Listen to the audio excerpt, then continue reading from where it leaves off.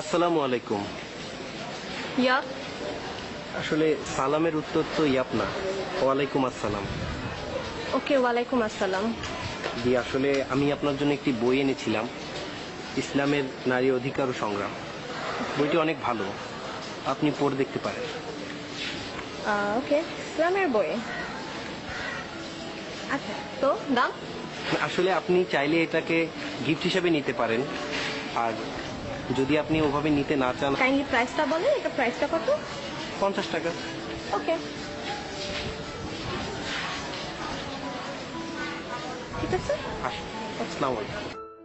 সুপথে চালাও, মাফ করে দাও আল্লাহ,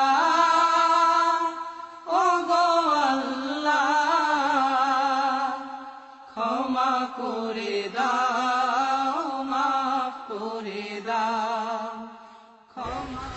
আসসালামু আলাইকুম ভাই, চলেন আমরা একটু সালাত আদায় করে আসি। ভাইয়া এখন তো প্যান্টটা ঠিক নাই, তাই নেক্সট টাইম করবো। ভাইয়া চলেন, আমরা চলেন একটু সালাত আদায় করে আসি। আপনার তো বুঝতে হবে আমার প্যান্টটা ঠিক নাই।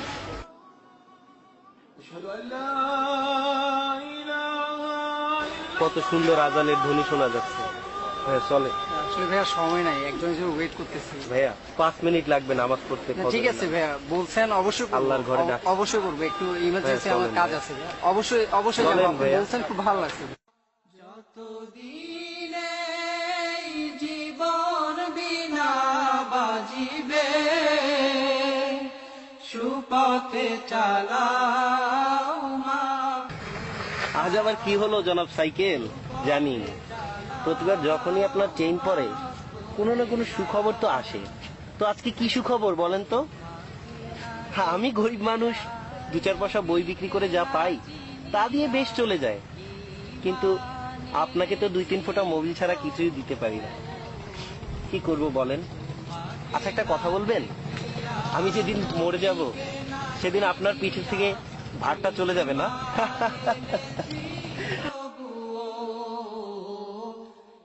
এই উসিলায় রহম দয়া বিলা, ক্ষমা করে দাও, মাফ করে দাও, ক্ষমা করে দাও, মাফ করে দাও আল্লাহ। সুপথে চালাও, মাফ করে দাও আল্লাহ, ও গো আল্লাহ, ক্ষমা করে দাও, মাফ করে। কালকে তো বলেছিলেন আপনার প্যান্টে সমস্যা। চলেন আজকে আমরা সালাদটা আদায় করে আসি, আজানের ধ্বনি শোনা যায়। ভাইয়া ভাই এখন তো আমার কিছু কাজ আছে, আমার দাওয়াত আছে এক জায়গায়, ওখানে যেতে হবে। ভাইয়া বেঁচে থাকলে তো কত দাওয়াত খেতে পারবে। চলেন নামাজ পড়ে নিবো, একটু আল্লাহর ঘরে চলে নিবো ভাই, পড়ে নিবো। এই একটু দাওয়াত আছে, ওখানে যেতে হবে আমার। কালকে থেকে ইনশাল্লাহ পড়বো আমি, ঠিক আছে? বুঝেছেন ভাই? মাইন্ড করছেন ভাই? না ভাই। আসসালামু আলাইকুম। أشهد أن محمدا رسول الله.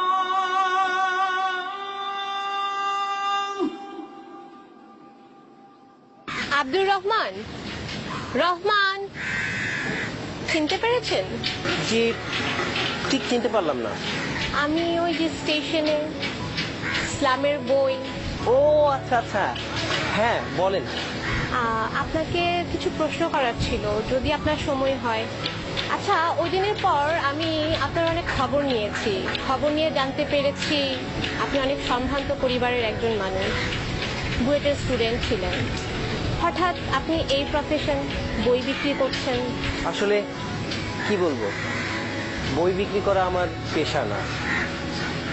আমি সবাইকে বই উপহার দিই, তবে মাঝে মাঝে নিজের পকেট খরচের জন্য 2-4 পয়সা নেই, এই আর কি। সবাইকে নামাজের জন্য দাওয়াত দেই,